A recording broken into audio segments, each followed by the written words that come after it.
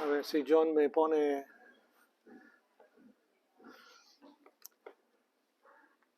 Buenos días, hermanos. Bueno, seguimos en esta mañana con la lección de los domingos anteriores y parece que voy a seguir aquí un rato con esta serie. Lo que estamos escuchando viene de un libro de estudio que se preparó un hermano Marvin Robertson hace años, tomado de un libro que es Una vida con propósito. Y tenemos estos libros disponibles si te interesan, entonces puedes hablar conmigo después y se puede conseguir un ejemplar. Buscamos en las Biblias en Efesios 4. Efesios 4.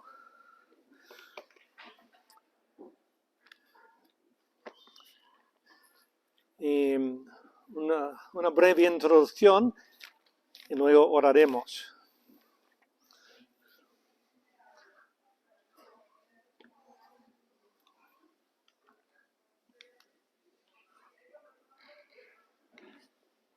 Si me pones delante uno. A ver. Ok, ahora ya lo. Estamos mirando esto de propósito de nuestra vida y la pregunta es ¿por qué estamos aquí en la tierra? ¿Por qué tú estás? ¿Qué propósito tiene Dios para ti? El estudio cubre 5 propósitos, o sea, es el estudio. Se puede pensar en muchas más cosas de lo que estamos viviendo, pero estamos en el segundo propósito y es la idea que estamos salvados, hemos sido salvos para servir a Dios, para formar parte de la familia de Dios, la iglesia. Y estamos bien hablando de proteger lo que Dios nos ha dado. Y este es el versículo lema de Efesios 4. Solícitos, diligentes en guardar la unidad del Espíritu. Que otra vez destaca la idea que no estamos aquí para fabricar, para nosotros que hagamos la unidad. El mundo critica la iglesia, entre comillas. Bueno, ¿dónde está la unidad? O sea, ¿por qué no hay amor y tal? Hay tantas religiones. La religión verdadera, Dios nos da en su palabra, se basa en Cristo y la unidad viene de Cristo salvándonos, dándonos su Espíritu Santo, colocándonos en su cuerpo. 1 Corintios habla, o sea, en capítulo 12, dice que estamos bautizados por el Espíritu, o sea, entrando en el cuerpo de Cristo. Ahí viene la unidad. Pero aquí estamos en esta mañana aprendiendo más de lo que es nuestra vida y siendo diligentes, esforzándonos, otra palabra que significa solícito, en guardar esta unidad. Tenemos que aprender qué involucra, qué está involucrado. Y Pablo nos dice que está en el Espíritu Santo. Entonces, empezamos con este pensamiento y estamos, vamos a repasar brevemente y seguir con la lección. Antes vamos a encomendar el tiempo al Señor. Padre, gracias que tú estás con nosotros, nos has dado tu Espíritu Santo para guiarnos ahora a toda la verdad y te necesitamos. Señor, pido que tú uses tu palabra. Sabemos que es poderosa, nos examina, nos enseña y pido que tu Espíritu Santo nos ayude a entender qué es nuestra parte en tu cuerpo, lo que tú quieres. Y Señor, queremos ver a tu cuerpo, a tu iglesia, edificándose. Y esto depende de nosotros cediéndonos a la obra de tu Espíritu. Entonces, ayúdanos ahora, guíame a mí, usa este tiempo. Y lo pido en el nombre de Cristo. Amén. Siguiendo en el pasaje en Efesios 4, y quiero tomar tiempo para repasar el versículo, no apuntes. El versículo 16 es, versículo 16 es la parte que sigue, bueno, he cambiado esto, un momento. Mira en tu Biblia, donde estás mirando Efesios 4, mira el versículo 15, porque el pasaje 1 a 15, 16, todo va con esta idea de la unidad. Pero Pablo termina esta sección después de hablar de andar dignamente, como es digno, sino siguiendo la verdad en amor, crezcamos en todo en aquel que es la cabeza, esto es Cristo. Hermanos, estamos aquí para exaltar a Cristo, la iglesia es suya, es su obra.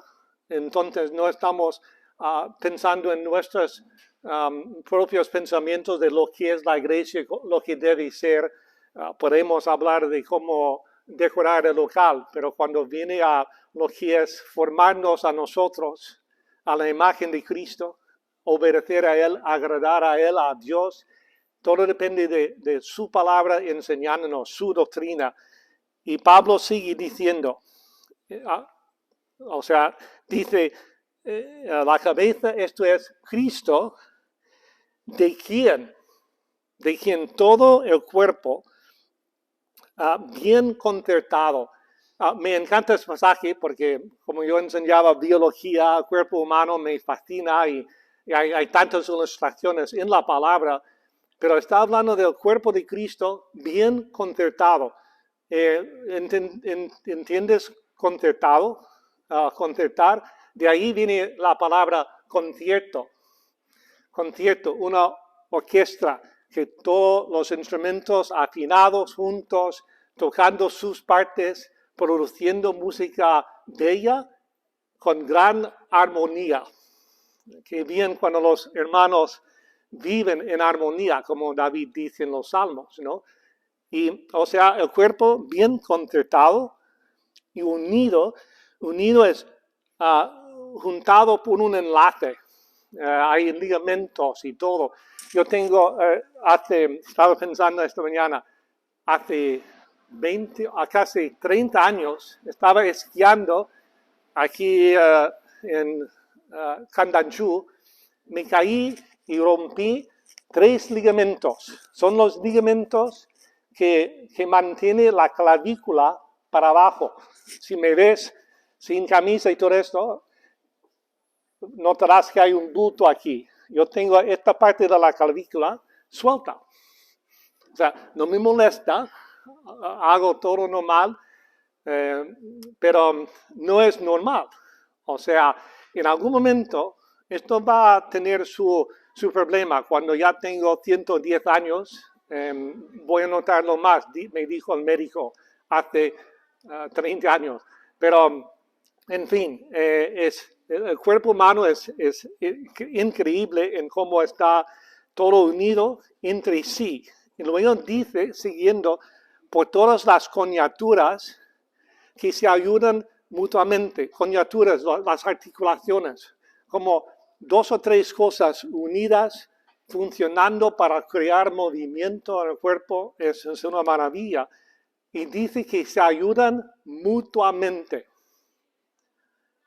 Nosotros somos estas partes, estamos unidos en Cristo y debemos estar aquí pensando en la edificación mutua, ayudándonos mutuamente entre nosotros.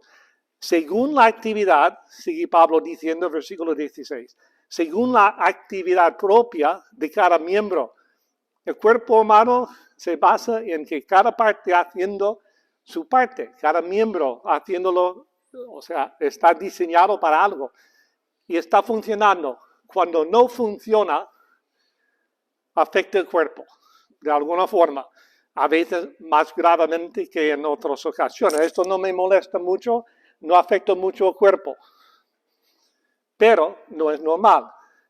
Pero si no tuviese la clavícula atado por lo menos en un lado, aquí abajo, pues ya sería otra cosa. Pero todas las partes haciendo su actividad propia, indicando que tú y yo tenemos actividades propias, trabajos propios por los dones espirituales. Cada miembro recibe su crecimiento, hablando del cuerpo entero, recibe el cuerpo su crecimiento para ir edificándose en amor. Y esa es la base para todo lo que estamos hablando aquí, de cómo funciona la iglesia. Es sumamente importante. Y estamos aquí, no estamos intentando evangelizar. Ahora mismo yo hablo pensando en que la mayoría, que yo sepa, profesan a Cristo. Dicen que son salvos. Y esto es para ti. Si no entiendes, si dices, no entiendo lo que está diciendo, pues a lo mejor es porque el Espíritu Santo no mora en ti y no puede enseñarte. Pero es importante que nosotros que tengamos el Espíritu estemos prestando atención. Y Pablo dice luego en Romanos 14, 19, así que sigamos lo que contribuye a la paz.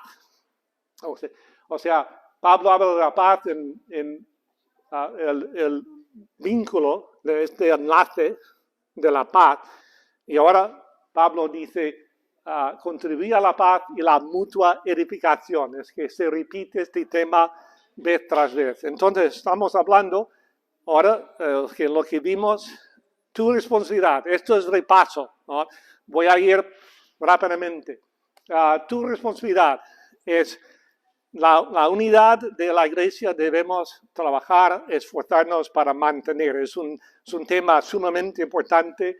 Hay tanta enseñanza, la cantidad de enseñanza indica su importancia. Y vimos estos pasajes en Romanos, 1 Corintios. O sea, la idea que, y vamos a ver esta idea más tarde, es que tenemos problemas.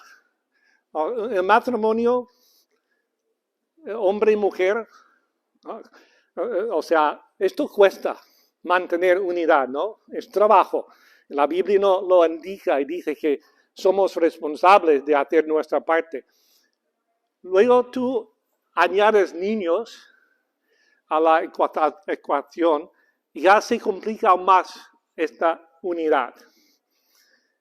Luego se crece la familia.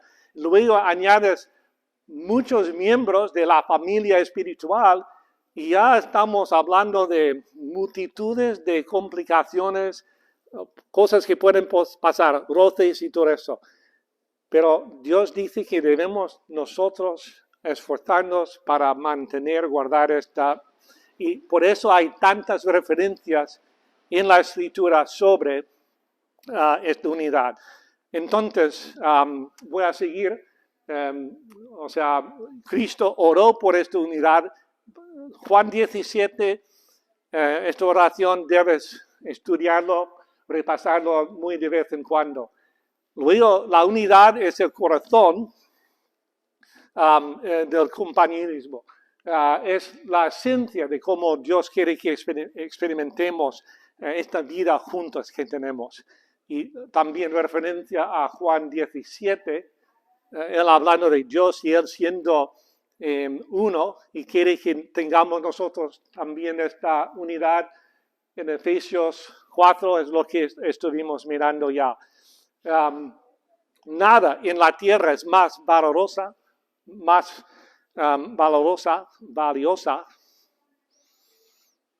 valioso, nada, para Dios que su iglesia. ¿Y por qué? Porque Cristo dio su vida por la iglesia. Y citamos Efesios 5:25, hablando del hombre, dando su vida por su mujer, sacrificándose como Cristo se entregó a sí mismo por la iglesia. Hechos, Pablo habla de que la iglesia, que Cristo dio su sangre por ella, y también primera de Pedro, él habla de esta sangre preciosa que fue dada para rescatarnos. O sea, Cristo dio su vida para que tengamos esta familia. y Dios quiere que mantengamos una unidad. Entonces nos corresponde a cada uno estar esforzándonos de entender la relación y estar viviéndolo. Cada miembro, o como miembros del cuerpo de Cristo, a cada uno nos corresponde cumplir con lo que dice Efesios 4:3, esforzándonos, solícitos. No es venir aquí, sentarnos cómodamente y pensar, pues, a ver lo que puedo recibir hoy. No, la iglesia es venir a amar a mis hermanos. ¿Qué puedo dar a ellos en esta mañana? Y atentos a lo que el Espíritu Santo quiere que aprenda. Entonces, esta es la importancia de la iglesia. ¿Cómo lo hacemos? ¿Cómo podemos hacerlo? Estuvimos mirando unos consejos. Empezamos el domingo pasado con estos consejos. Número 1, concentremos en lo que tenemos en común, no en las diferencias.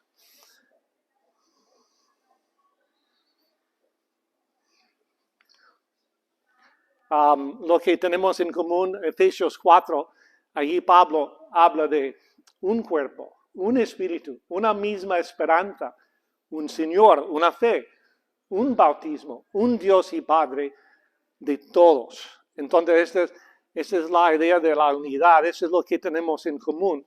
Y no estamos hablando de las diferencias personales. Si enfocamos en esto, indica que no estamos aquí pensando en lo que Pablo dice de considerar a otros más importantes que nosotros mismos. Compartimos la misma salvación, la misma vida y el mismo futuro. Y entonces debemos estar preparándonos para esto. Y los factores mucho más relevantes que cualquier, todo esto, lo que yo pienso de cómo hacer una cosa, lo que yo creo de cierta actividad, es mi opinión. Según la Biblia dice opiniones, pues debemos estar enfocando en lo que es la doctrina, no opinión. Creo que es donde ya arrancamos para hoy. Sé realista con respecto a tus expectativas. ¿Qué esperas?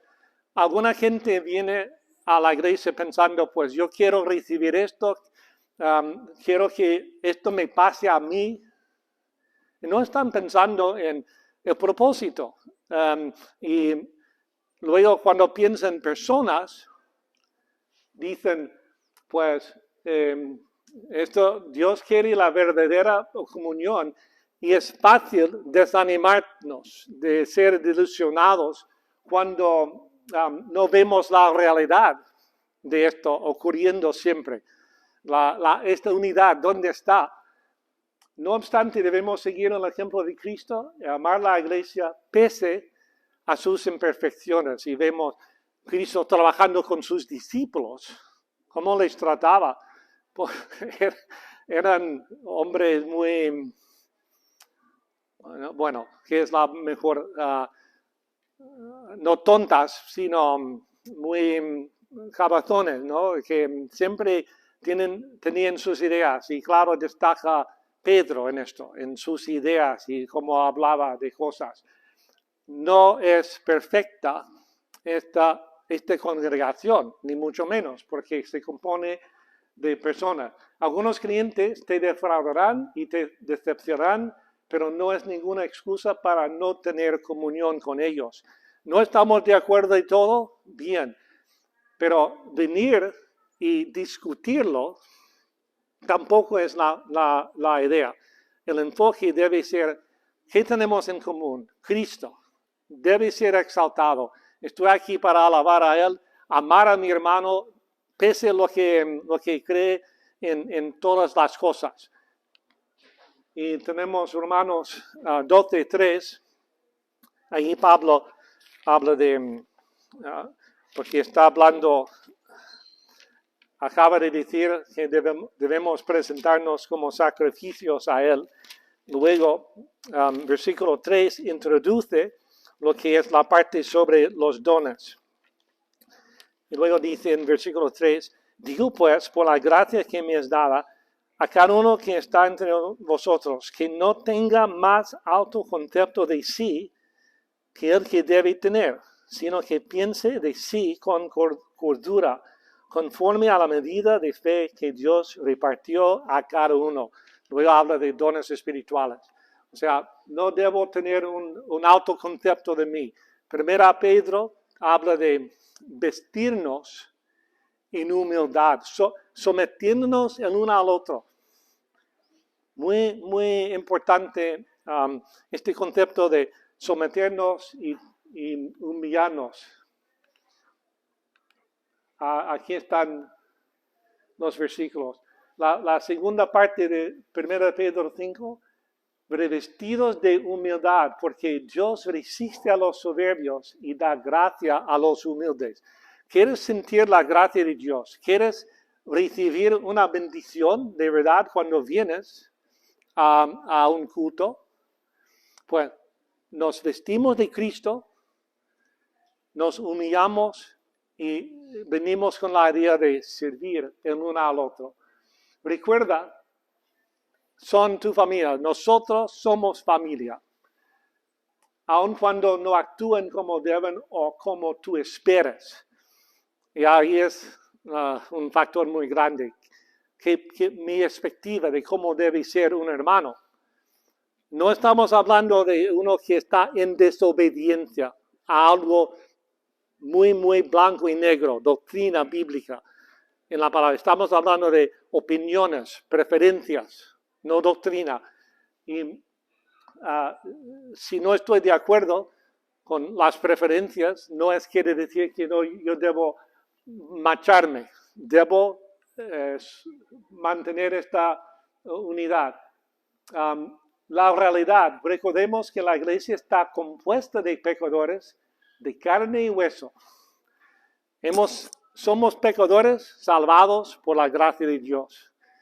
Este cuerpo no es salvada, sigue con sus deseos. Y cuanto más tú has experimentado el mundo antes de conocer a Cristo, más vas a luchar con esto de la carne y el espíritu. Pero así somos todos. Yo siempre me acuerdo que mi hijo, cuando estuvimos visitando iglesias en los Estados Unidos, dando un testimonio, o sea, está compartiendo un pensamiento quizá con otros jóvenes, dice, escuchamos testimonios de gente salvada del mundo, de la droga, lo que sea, y en la maravillosa obra de Dios en salvarle. Dice, yo nunca experimenté estas cosas como niño en mi casa, pues padres eran misioneros, pastores, o sea, yo nunca conocí, experimenté cosas del mundo, o sea, participando. Pero dice, mi salvación es ni mucho menos menor siendo un niño que no experimentaba grandes pecados. Mi salvación era igual de grande, porque era pecador también. Y tenemos que poner las cosas en su perspectiva. Salvación es la obra tremenda de Dios, no importa lo que ha sido el pasado de la persona, pero cuanto más hemos experimentado, más lucha habrá. Y tenemos que tener cuidado con nuestras expectativas de la gente. Y tú y yo, en la iglesia, formamos parte de este factor de que habrá roces, simplemente porque tú eres ser humano, y yo también, y vamos a tener roces. Esto explica por qué nos herimos unos a otros, una vez intencionalmente y otra vez sin querer. Y también explica por qué la Biblia habla tanto de esto de las relaciones. Muchos pasajes sobre cómo debemos guardarnos y trabajar para esta unidad. Entonces, porque tenemos esta pecaminosidad, pues hacemos cosas. El resultado duele igual. Si la persona hace algo sin querer o no, las roces problemas duelen a veces. Pero eso es donde, si estamos fijando en lo que ha hecho tal hermano, no estamos buscando la gracia de Dios. Debemos, bueno, no quiero adelantarme, debemos pensar en nuestra vida también. Si piensas marcharte de tu iglesia por haber sido decepcionado o desilusionado, ¿sabes? Es un señal de inmadurez. No vas a encontrar una iglesia perfecta. En España, las iglesias no son tan abundantes como en otros lugares, pero aún aquí, una iglesia cerca, una persona ahí tiene un problema y luego viene aquí. ¿Qué ha hecho? Ha traído su problema aquí. Si no ha solucionado, o sea, si no estoy de acuerdo con algo, con un pastor o un problema con un hermano, pues yo puedo hablar con este hermano y puede ser que veo la necesidad de ir a buscarme otro lugar. Esto sí puede ser. Pero simplemente hay un problema y no hay esfuerzo de solucionar, de reconciliar y te vas buscando a tu iglesia, no estás yendo a una iglesia perfecta. Y el hecho que tú entres o yo entro ya asegura que no es una iglesia perfecta. O sea, porque yo sé que si yo tengo problemas, voy a llevarles conmigo si no los rectifico debidamente como Dios me manda. La reconciliación es lo que Dios busca, no huida de problema. Y es la manera que Dios usa para edificarnos, de hacernos crecer el carácter, darnos carácter más noble y desarrollar una comunión más profunda.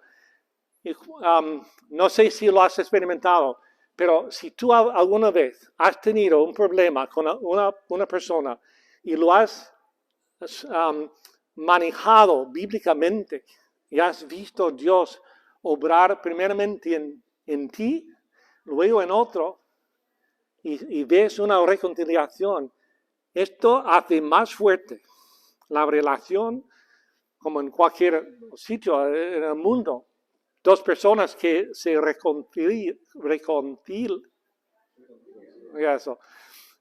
notan una diferencia, algo más fuerte en su relación, bíblicamente aún más. Entonces, esto es lo que Dios busca entre nosotros.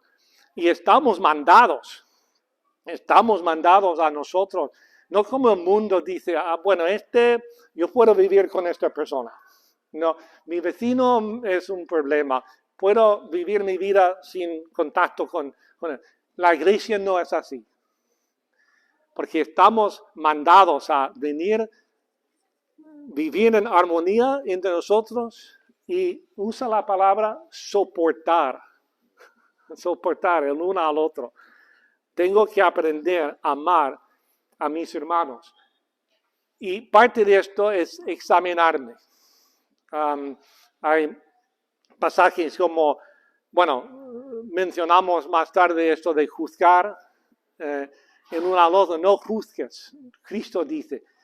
Pero dice que no juzgar punto y aparte. Dice, primeramente, si tú tienes una viga en tu ojo, estás intentando sacar la paja del ojo del otro, pues tú primeramente trátate de tu problema. Gálatas 6, hablando de los que son espirituales y ven un problema con un hermano, dice, primeramente, antes de ir a enfrentar o confrontar a alguien, pues examínate a ti mismo. Este es el consejo bíblico siempre para nosotros. Número 3, dedícate o decídete a animar más que criticar. Y bueno, siempre es más fácil observar cosas y criticar. Mirando un